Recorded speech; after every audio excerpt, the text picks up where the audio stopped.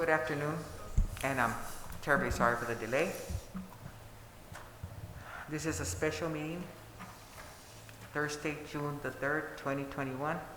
Calexico City Council, Calexico Redevelopment Successor Agency, and Calexico Financing Authority. And this meeting is being called to order. Roll call. Mayor Arreola Fernandez. Here. Mayor Pro Tem Moreno. Here. Councilmember Ureña is absent. Councilmember Romo is absent. Councilmember Garcia. Here. We have a quorum, Mayor. Due to the declaration of emergency, this meeting is being held pursuant to authorization from the governor's executive orders. Some or all of the city council members may participate in this meeting by teleconference as authorized by Executive Order 9-29-20 issued by the Governor of California on March 17, 2020. Until further notice, there will be limited access to council chambers. Public participation is encouraged. You can watch the meeting via communityspectrum.org/live or via the Calexico City Hall Facebook page. You could also join us on a Zoom, and you can also make comments by submitting your comments via email to ggarcia@calexico.ca.gov by June 3rd, 10 a.m., or by chat by submitting your comments, either for public comments or by stating the agenda item you wish to speak on. Thank you. Pledge of Allegiance.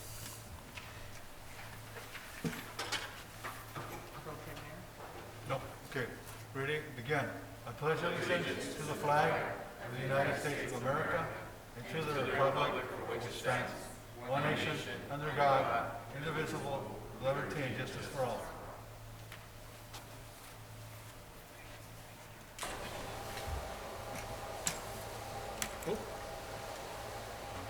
Councilman Garcia. Mission statement. Mission statement. Together, we pledge to provide effective and efficient services in a courteous and respectful manner to improve the quality of life for all in a unique border community. Viva Calexico.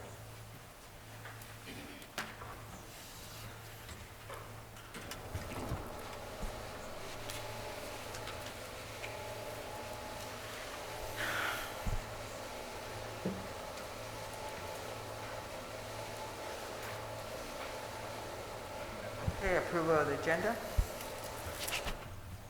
So move. Second. Councilmember Garcia. Aye. Councilmember Romo is absent. Councilmember Ureña is absent. Mayor Pro Tem Moreno. Aye. Mayor Arreola Fernandez. Aye. Motion passes 3. Public comments and public appearance. Any public comments? We have no comments at this time, Mayor. Thank you.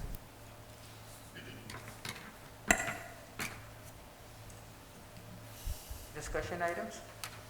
Yes, Madam Mayor. We are here today to conduct a presentation. At this time, this is solely a presentation of the fiscal year 21-22 proposed budget. At this time, I also want to take care of some housekeeping items, just so we can all be on the same page, not only here on the dais, but those following us virtually today. Today, we're going to be conducting this presentation. As I stated last night, we're going to be doing public hearings next week, 2 days, Tuesday and Wednesday. And the expectation is that the actual budget, after you get the opportunity to attest, listen, and provide feedback to the presentation, that we have a final consideration for adoption on June 23rd. June 23rd. The meeting of June 16th, given a lack of quorum, will be moved to June 23rd. So that is when we're going to be looking at presenting the final budget for your consideration. So as a matter of just making sure that we inform not only the council, but staff members and the public, that is the timeline that we'll follow. In the meantime, right now, Gabby, are we going to show the presentation? Okay, with that said, I'll hand it on right now to our Finance Director, Carla Lovatos. I just want to make a brief statement while we get into the actual presentation. For those that were here last year around this time, I understand, for example, Mr. Moreno was not here, Mr. Garcia were not here. They were not here on the dais, but they have been following the city's business for quite some time. So it's going to be, it's not going to be any new of what I'm going to share right now. But last year, we were obviously possibly in the heart of the pandemic with a lot of the uncertainties as to what we could expect. At the time, we had no clear understanding of what the fiscal impacts of the pandemic would be to our city's budget. Here we are 15, 16 months later, and I think by now, based on the quarterly reports that Ms. Lovatos has presented, I think it's very clear that it's had a significant impact on our finances, specifically on the revenue losses we've experienced. However, as a result of that, we've still managed to put together a budget for your consideration, one that will not only be balanced, but that will continue to be shielded based on the impacts that we had with COVID-19, so we can at least continue to provide status quo service levels to the residents of Calexico. We do have an expectation that there are going to be better days ahead. However, as we know, we don't know exactly when those times would be. One, we have the border restriction. Two, we have the ARPA monies that we know are there, but that to this day, like I mentioned last night, we have not received the final instructions as to when and how we will be able to use those monies. We have a good understanding.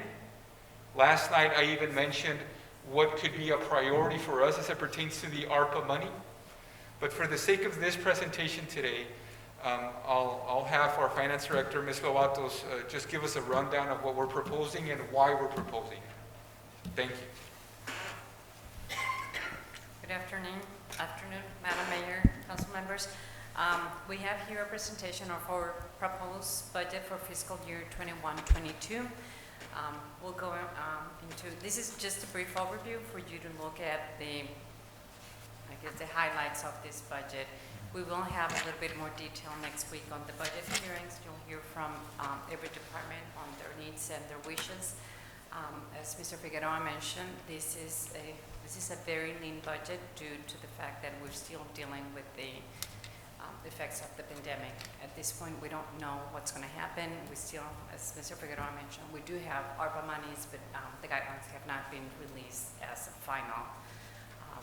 We will be able to use those monies, and when that happens, then we will bring this up to you, and you'll get the chance to give us direction on how you would like to prioritize those monies. So with that said, we'll start with our presentation.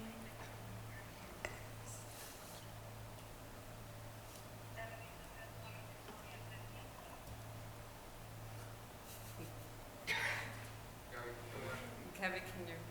I'm sorry, I guess the batteries are working.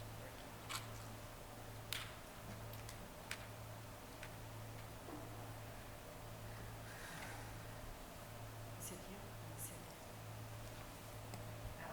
Okay, yes, that one. Thank you, Kevin.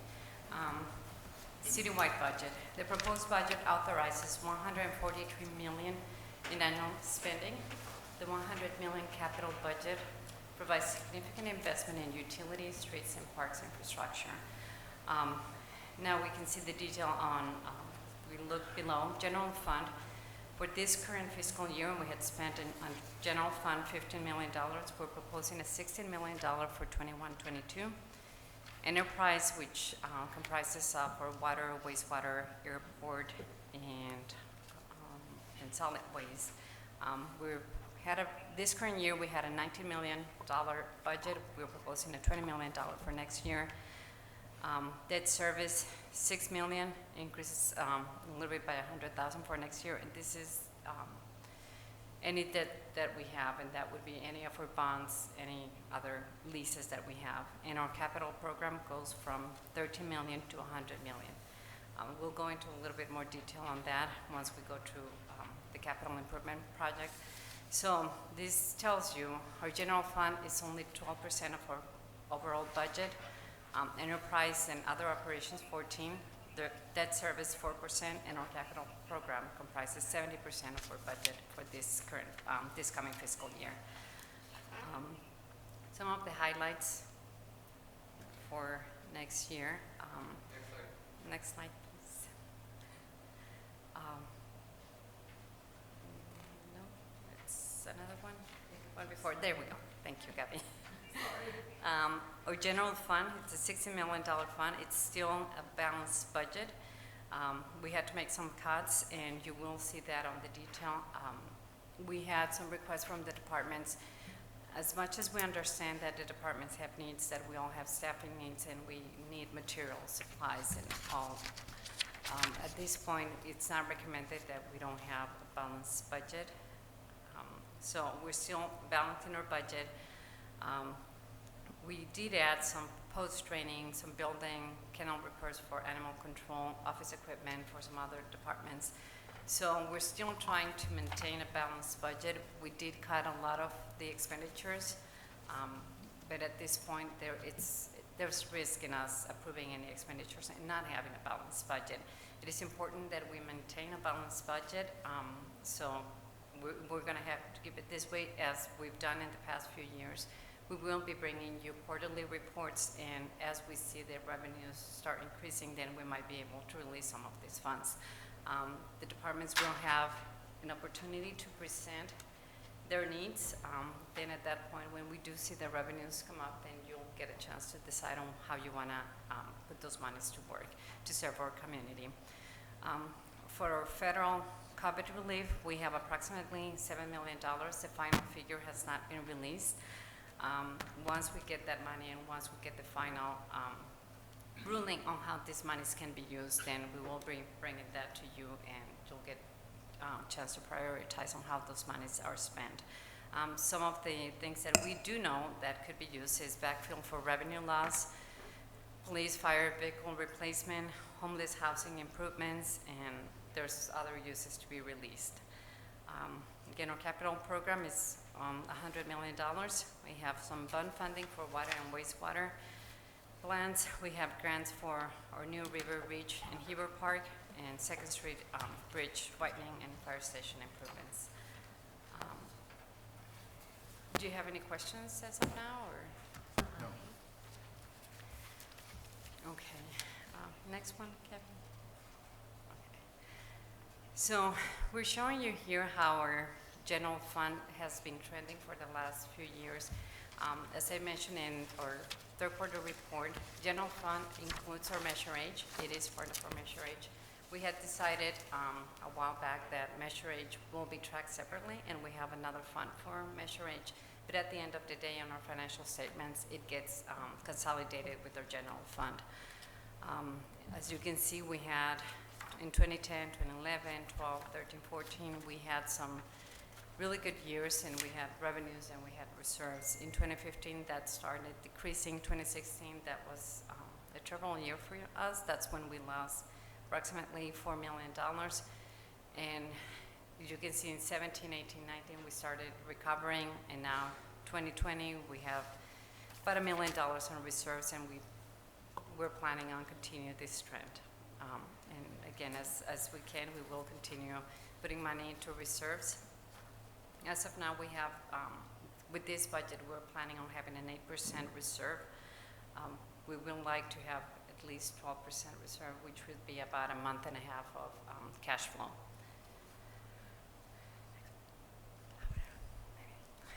For general fund revenue and expenditures, again, this includes Measure H, the proposed budget balances expenditures with available revenues. The departments have requested an additional $3 million in program expenditures, but that would take us back to our 2015 spending level, which is not recommended unless we bring in more revenues that would balance our budget. The new requests have been deferred until we have sustainable revenues to be able to balance this budget. Again, at this point, we have a balanced budget. We have included these expenditures, but then again, we have taken them out in the meantime, until we have more revenues that would support those expenditures. And this is just a graph that shows how our expenditure have been going. We've had excellent expenditure control in the last few years, and that's what has given us a balanced budget. Now, next one, Gabby, please. General fund staffing trend. Again, we have a few years, 2015, 16. Back in 2015, I believe we had 138 employees. We decreased our staffing levels to be able to maintain a balanced budget, and for this year, the proposed budget holds 22 staffing levels with this current year staffing levels, but the requests take us back to 139 employees, which is when we had the terrible years that we lost $4 million. So it is not recommended that at this point we add any more staff due to the fact that we don't have the revenues to support the staffing. Again, as revenues realized, then we'll be able to add some either staff or some expenditures to our budget. Next one is long-term operating debt. This is for all funds. The city has accumulated a long-term debt for employee benefits and other operating costs. As you can see, we've paid off, and 2 years ago, we paid off our wastewater loan. We have paid our JPIA loan. At this point, we still have our CalPERS unfunded liability. We still have OPEB and retiree medical. These are long-standing debt that we still need to cover, and as much as we could fund it, that would be great if we have the monies. As far as I know, ARPA monies cannot be used for any CalPERS unfunded liability or on any OPEB liabilities. So, any questions so far?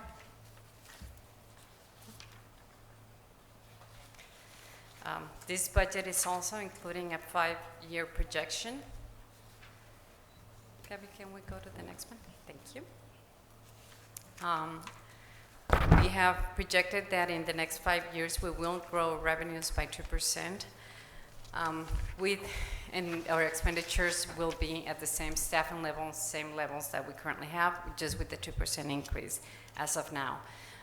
One thing that is very important for us is we would have to increase our revenues by $500,000 every year in order for the city to maintain the staffing levels that we currently have. This is without adding any staff. We need to continue increasing our revenue so that we can support the staffing levels that we have. Any questions? Says new development, what does that mean? Is that a housing development? Or? No, new development, any development that would be housing, that would be new companies coming in, any development that we could bring in, that would be, commercial, industrial, any development that we can bring in. Does new development increase our liabilities and expenditures? No, No, okay. no, it doesn't. Next one, if you don't have any questions, I'll move on. Our general fund revenues, as you know, property and sales tax comprise 60% of our revenues, and those have been the most affected ones throughout this pandemic. 70% of the combined general fund and measure revenues, again, are sales tax and property tax, which have been compromised through the pandemic. You have a little bit of detail on how we're thinking next year will be. This is not just me thinking. We have experts that consult with us and give us the trends that they think throughout California. We are very different than any other city in California due to our proximity to the border. So we have been one of the most impacted cities in California, but then again, they expect us to be the ones with the bigger spike once the border reopens.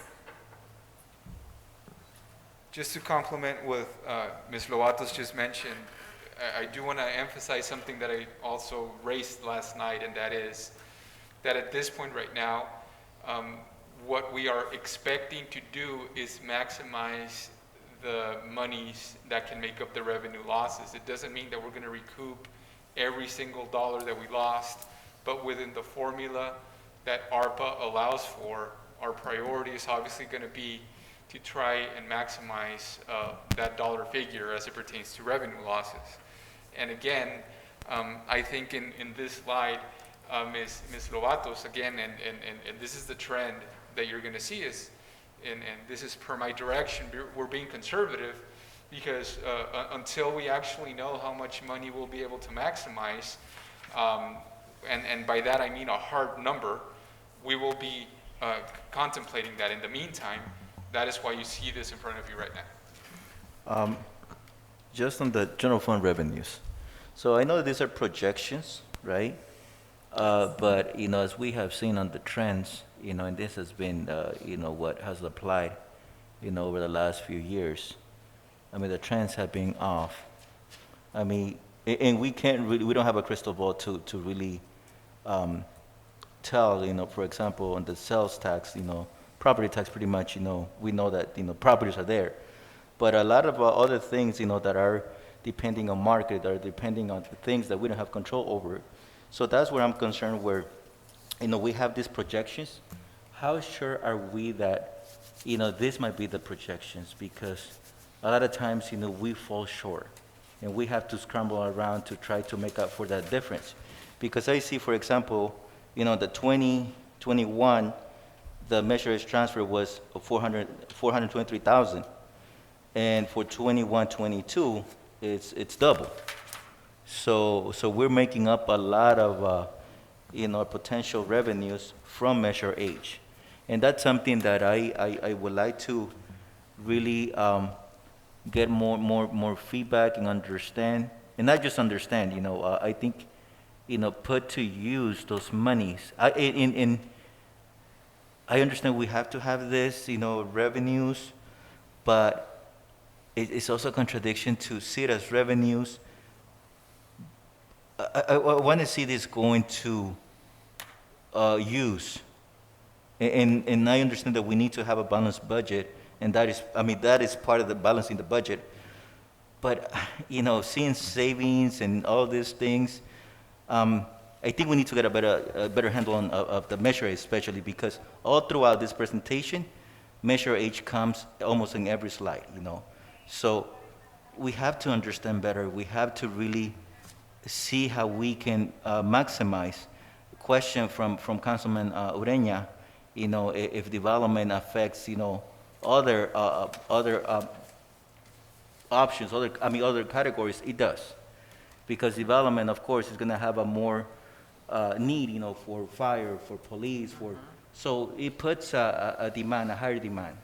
So I think, we need to really look at the big picture, and it's not that we're not, but I just want to make sure that, you see it, I see it, and the rest of the public sees it, because, not just last night, but that has been throughout, where people are asking, we need, more, police, we need more fire, we need more equipment. So what I'm trying to say with this is that,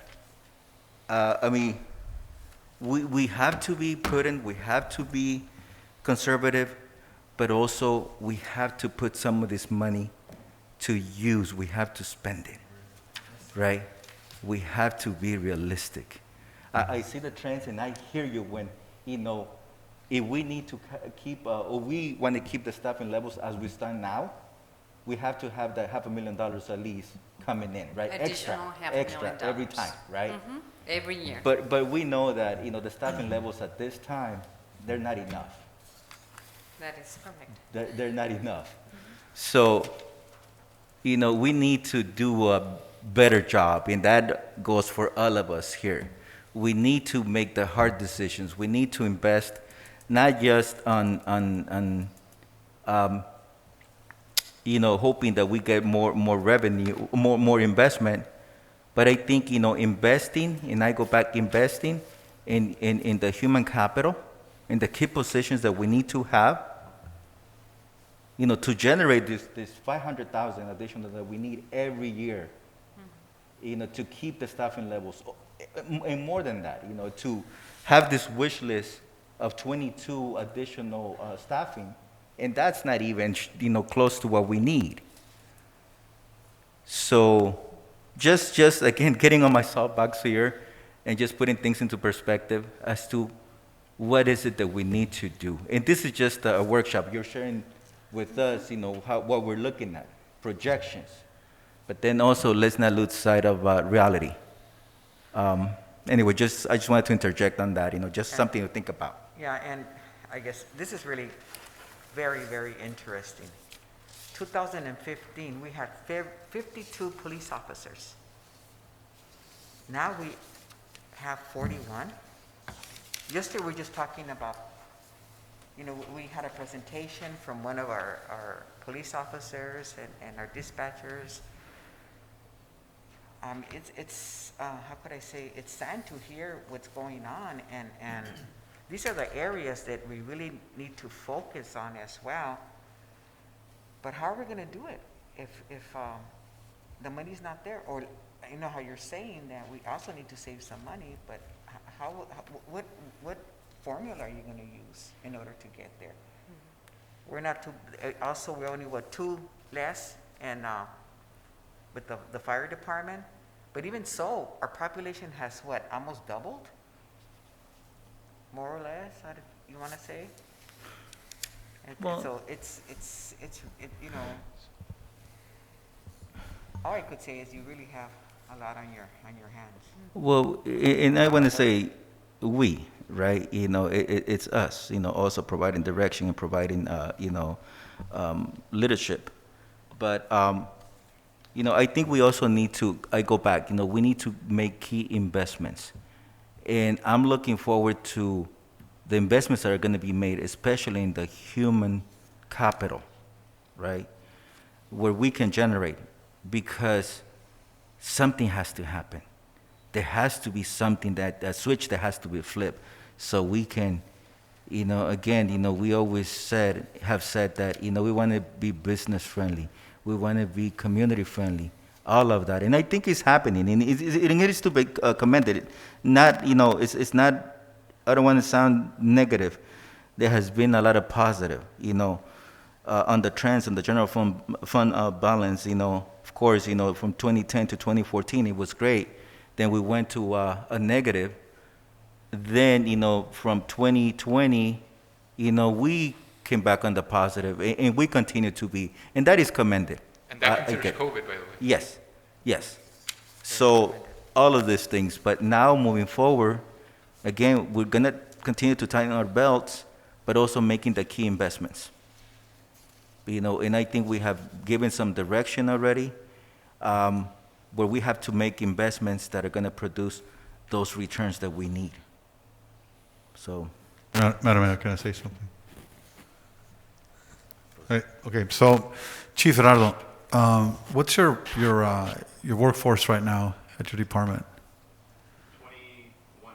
Okay, so as a point of reference, what I'm going to say is that I left the PD in 1998 to go work with Department of Justice, and I was there until 2014 when I retired. So I come back to the community. When I left the PD, we were, I believe it was 37 cops. And that's like 20 years later, well, whatever it was later, and we're still at the same numbers. Yet the population increased, crime has increased. And just yesterday, what do we have? So to me, is that our public safety is an issue. That is very, very alarming, let alone the fire department.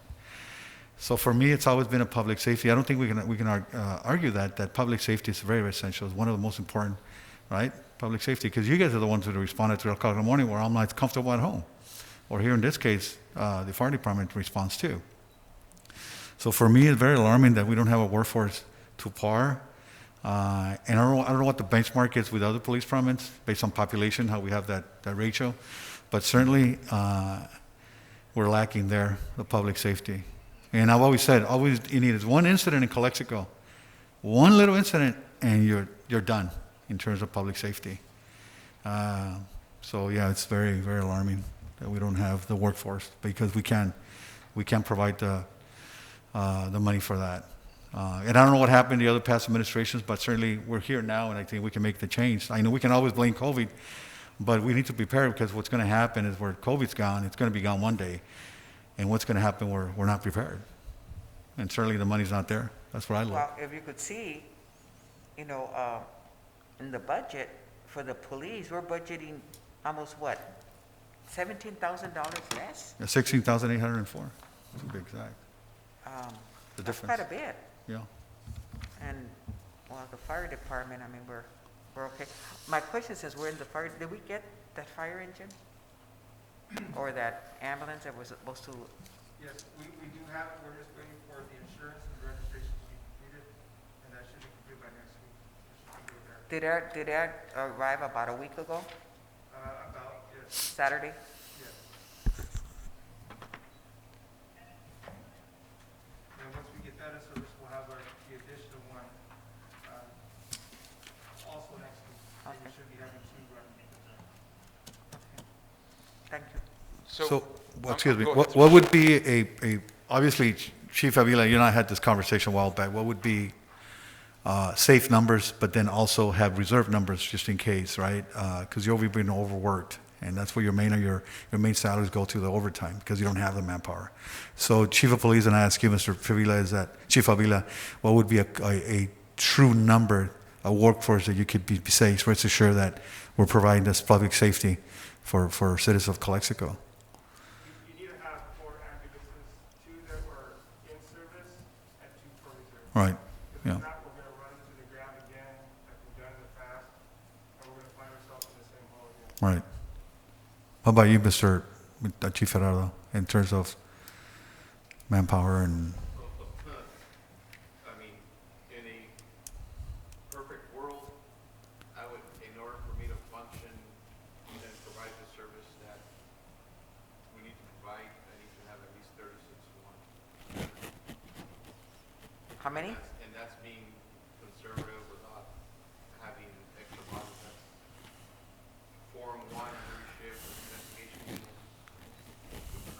school resource officers, and 3 people tasked out for task force. no, excuse me, Mr. Bishop, yes, go ahead. Yeah, no, I'm saying because on that note is that on a sleeping community, Imperial County Calexico for that matter, community, but see, that's when the businesses are closed. When the particular incident with me, what happened one time when I was working patrol, is that at 10 o'clock, Calexico was like doubled. And I was like running back and forth. They go, hello, help me, right? And we need to rely on the Sheriff Department, the Border Patrol to help us, all that stuff. That's good.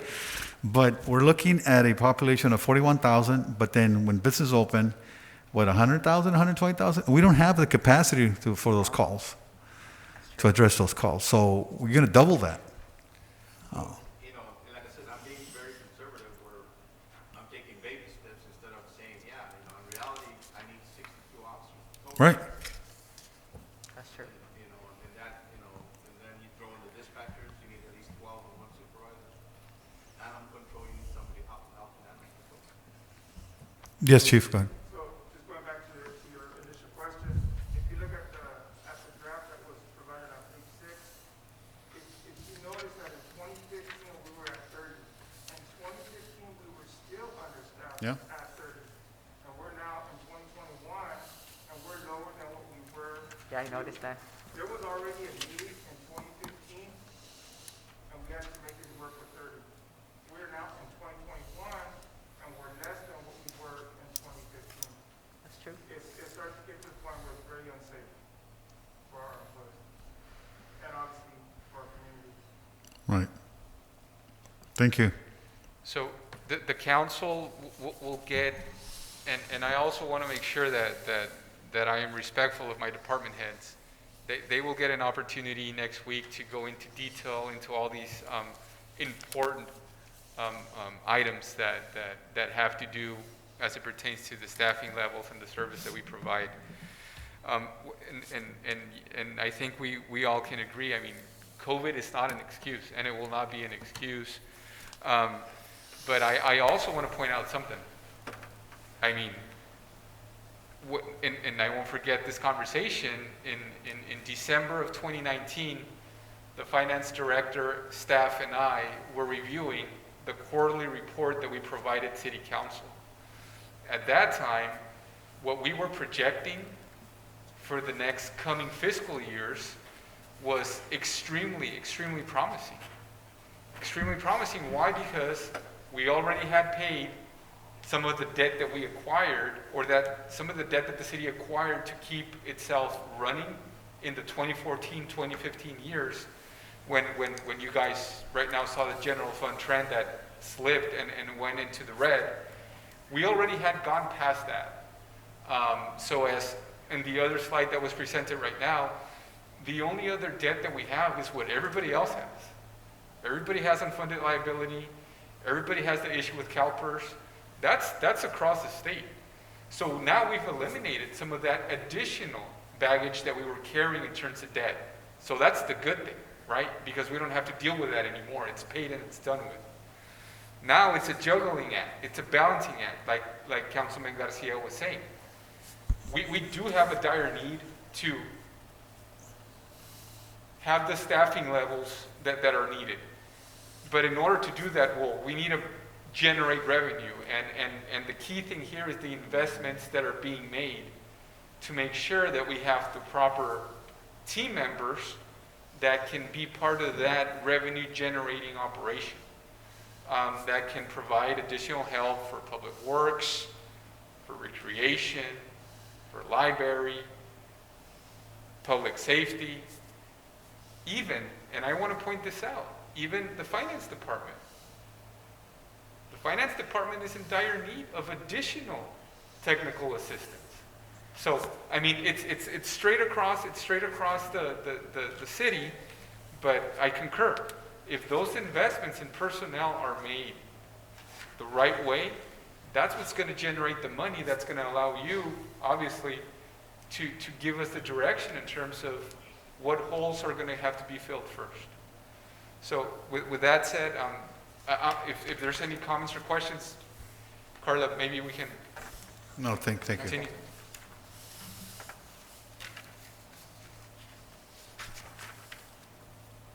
Go to the next one.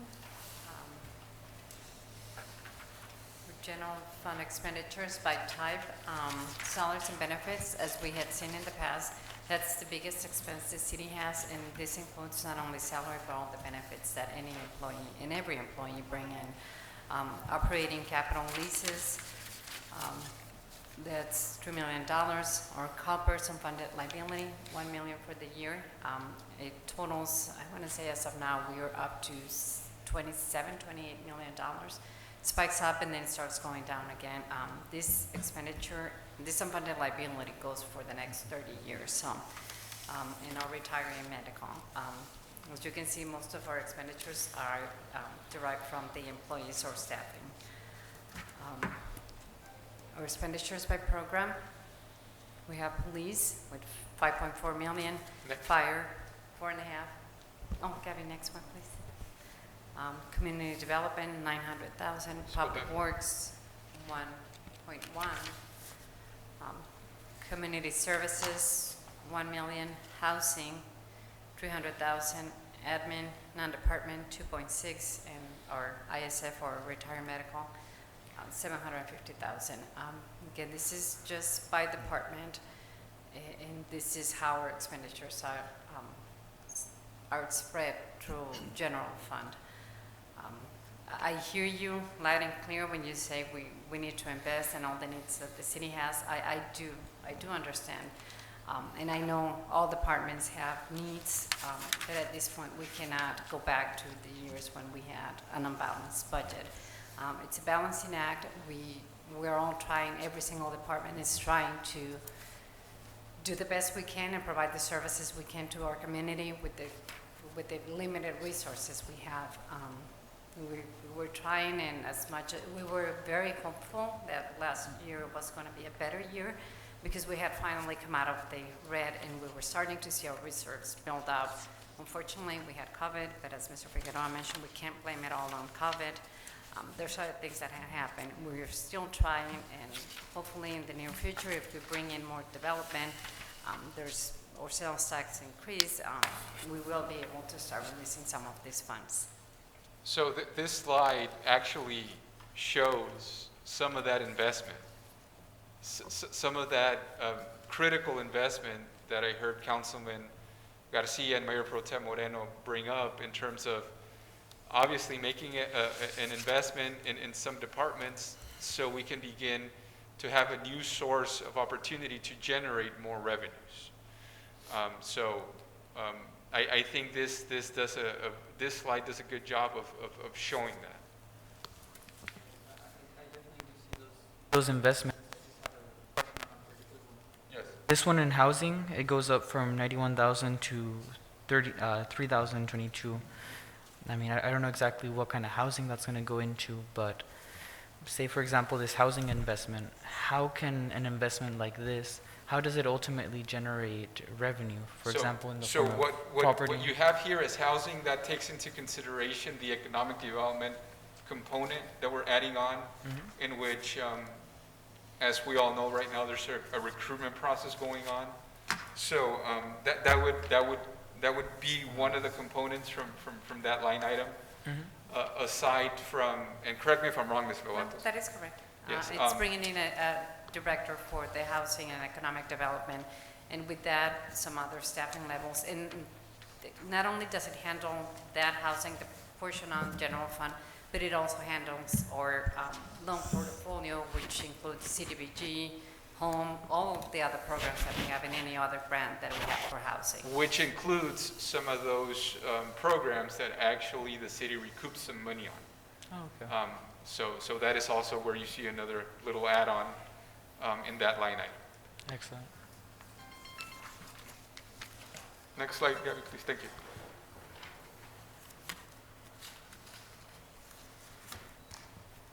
Next, we have the summary of the unfunded department requests. This is what most of the departments will be bringing in and presenting to you. Police,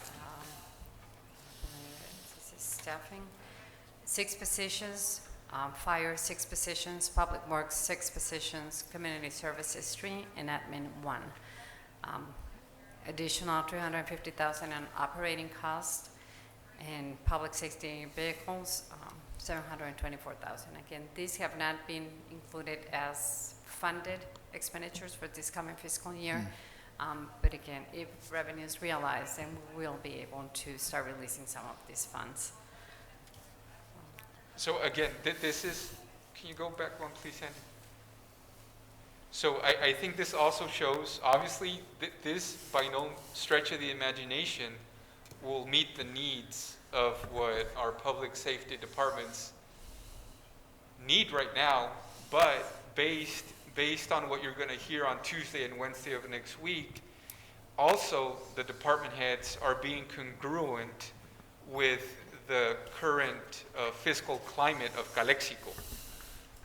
Because, like, I think right now it was shared by both chiefs. I think you could easily add a 1 to police and 1 to fire, and you would be like 16-16. Right. I mean, and that would maybe just get them right around where they should be at a bare minimum. But what they're doing right now is they're just saying, look, if the monies become available, if those revenues come in, this is at this time what we would be requesting. Again, you're going to get further detail from them next week, but we wanted to show and through this slide, I would say not only the wish, but also the understanding that we have as an administration, as a finance department, that these things need to be factored in. So you guys can see what impact it would bring to our general fund, but also how much it's going to take for this to become a reality. So how many vehicles we're talking about for public safety? Because doesn't say here numbers. This is personnel. Huh? This is personnel. We do have some vehicles. I don't recall right now how many is public safety. We do have police and we do have fire included in the 750,000. I'll have to look at the detail, Okay.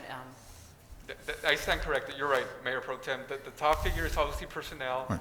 and we can provide, hopefully by next week, we'll provide the exact vehicle number that amounts to. Okay, and then my concern, well, not concern, but you are meeting with the chief and both chiefs to come up with a reasonable number, right? So they can operate. And what?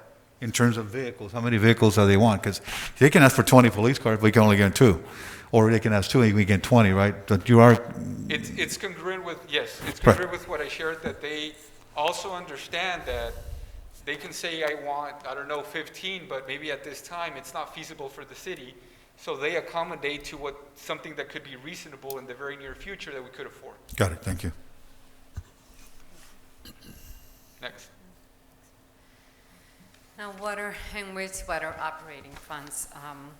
As you know, our revenues have decreased for both of these funds due to the pandemic. We're expecting, again, there's a lot of analysis in detail that we go through before we come up with projections. These funds have a policy that we are to maintain a $3 million operating reserve.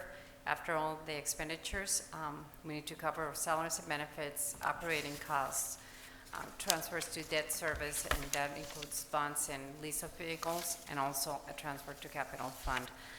Every year we are to start adding money to our capital fund so that we can afford all of the capital improvements that need to happen for both of these funds. Ms. Lovatos, can you please just go into a little more detail as to why we need to have that ending reserve that you point out there? The ending operating Yes, reserve, yes, it is a policy, especially now that we refunded our bonds. We need to have, not only do we need to cover 125% of our debt covenant, we also need to keep a reserve on the fund so that we show that we are able to pay our bonds. So this is for any person that have purchased any bonds with us. This is a policy that we need to have in place, $2 million operating reserve. Thank you. And we do have, there are days of cash, and this is a very important ratio. We have about 120 days of cash on both of these funds, which is very important. We need to be able to show that we have liquidity and that we are able to pay for the debt that we have. Most of our debt is on water and wastewater funds. General fund has hardly any debt. And the one that we have in general fund is Measure H. But this is very important that we keep a reserve on these funds. Next slide. Any questions? No? No. Now, our capital program. We have a very aggressive capital program. It's over $100 million. And this goes, it's throughout all of our funds. We have 2nd Street Bridge widening, we have street overlay. Heber Park is one of our bigger ones. The New River Improvement Project, $26 million. This is over 5 years. The fire station, water and wastewater programs, sewer, and we have $28 million in other projects. And again, this is throughout the city, whether that would be on your budget book, you'll have the detail on all the projects that we are to work in the next 5 years. Our 5-year capital program changes every year depending on the needs or if we have any grant funding or any other requests that you may have. What's in the category of other projects? Other projects. Give me just 1 second, I can give you.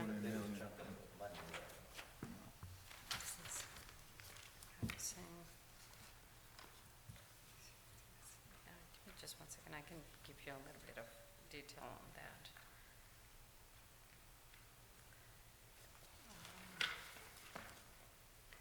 For other projects, we have vehicles and equipment, we have general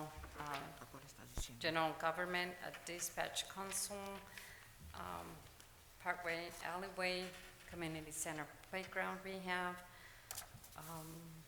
street projects, park projects. I mean, it's a variety of projects. We have, I want to say over 30 or 40 projects throughout the city.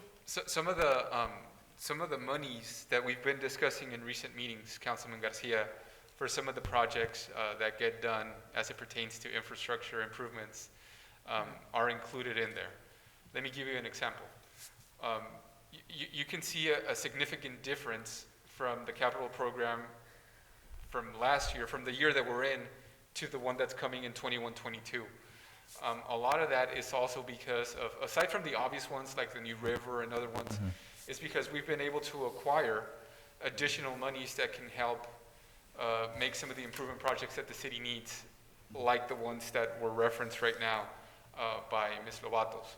And this is through different departments, even though we don't have a grant writer, but grants that are out there, opportunities that are out there, some of these programs from the state, from the federal government that we're able to acquire, they get included into that line item. You touched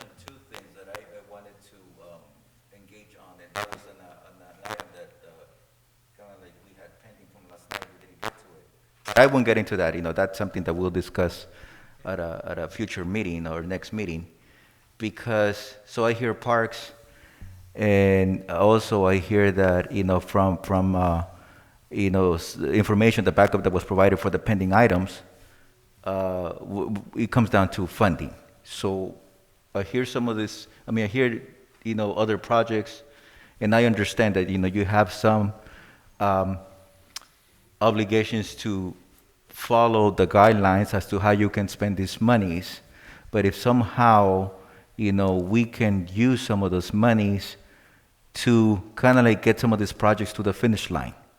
And so that's on the one end. Then on the other, it's something that you just said, a grant writer. We do have a lot of grants right now going on. There's a lot of money out there for many things, from parks, housing, you name it, right? So I think that's another way or line of revenue that can be generated. And, that's one of the critical investments that we need to make. So we can look into all these things, and we can hopefully, get more monies. So part of the investment that I was talking about earlier on capital, on human capital and personnel.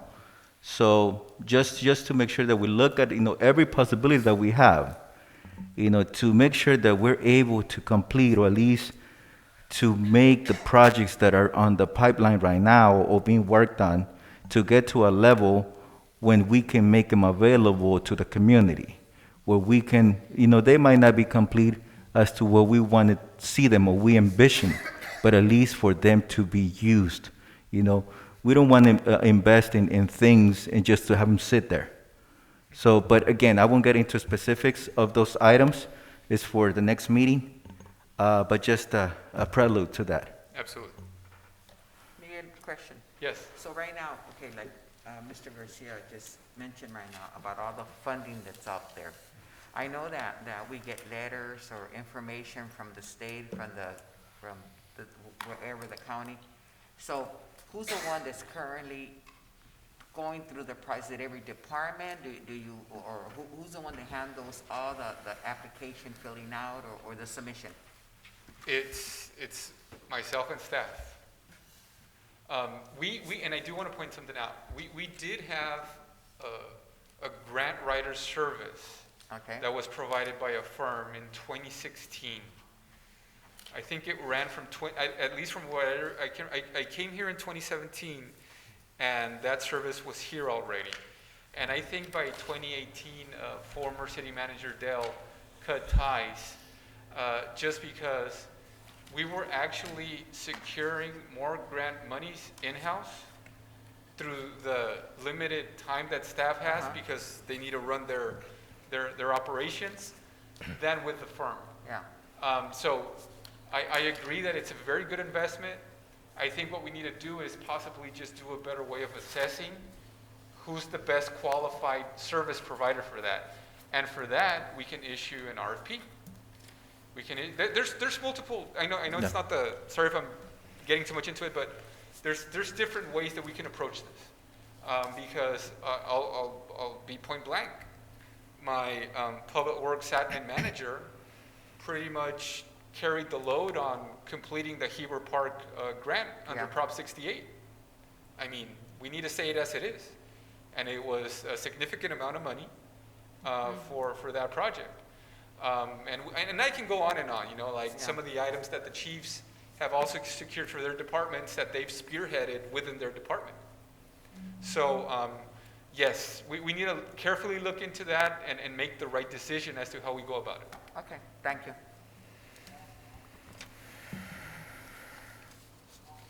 Next slide. Next slide.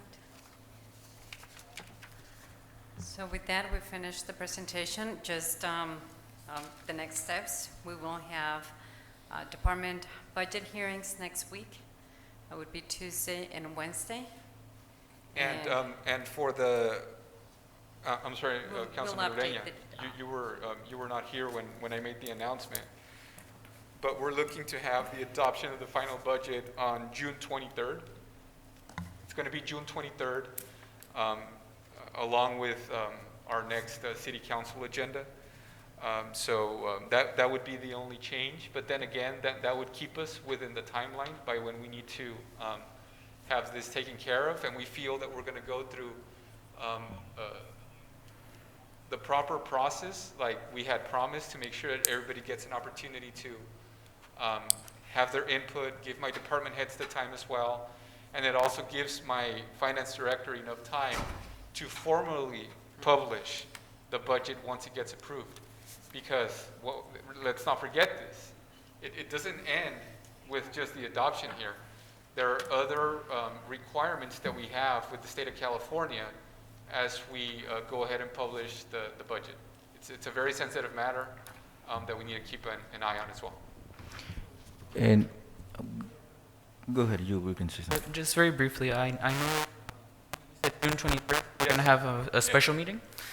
So I know we had tried, at least this year, maybe it's going to be pending for next year, to have a little bit more community engagement with the budget process. We still have an opportunity to do that with ARPA.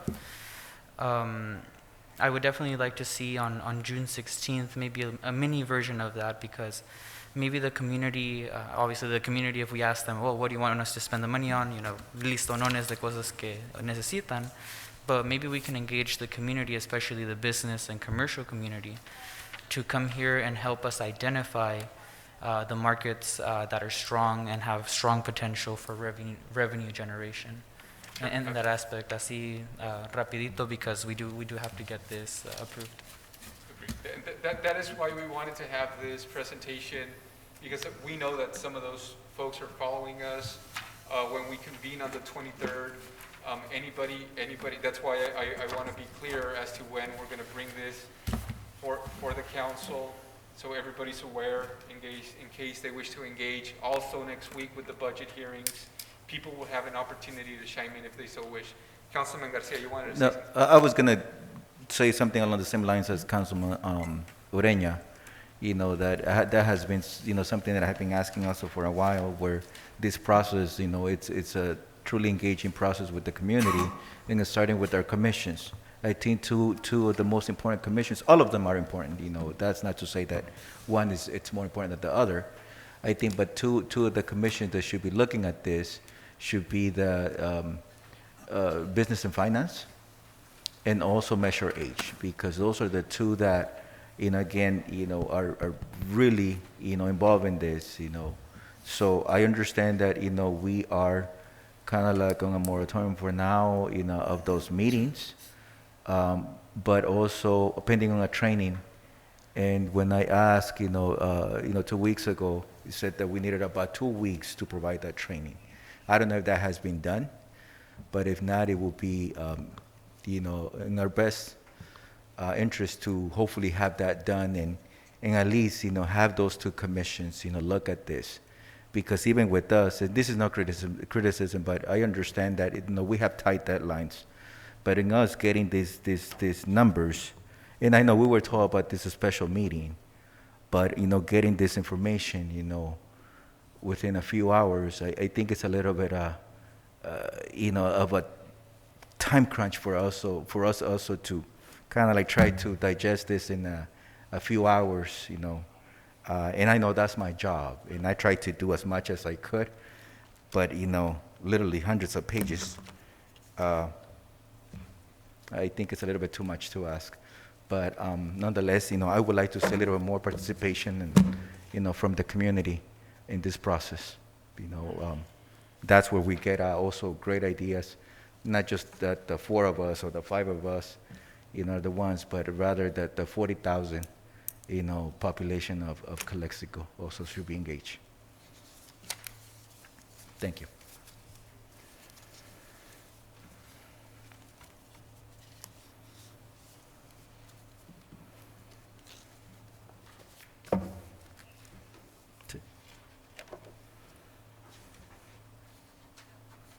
Rosie? Rosie? You ready? Yeah, that's it. Are we Okay. done? Yeah. Do you have anything else? Anybody else has anything else? No, Madam Mayor, thank you. Okay. Okay, I guess This meeting is adjourned, and it is 4. Thank you. Thank you.